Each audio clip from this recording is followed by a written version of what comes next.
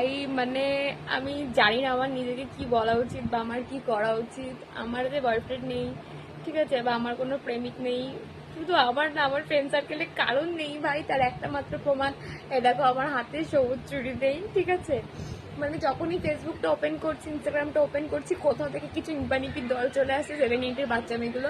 আমার বয়ফ্রেন্ড আমাকে সবুজ চুড়ি দিয়েছে, সবুজ চুড়ি পরিয়ে দিয়ে গেছে। I am so lucky, I am so grateful, I am so happy, it's my love, oh my god.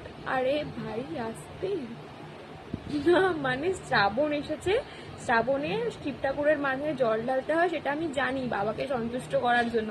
তার মানে এই নয় ভাই 7-8-এর বাচ্চা মেয়েগুলোকে তার বয়ফ্রেন্ড দিয়ে যাবে, আই মিন কাচের চুড়ি।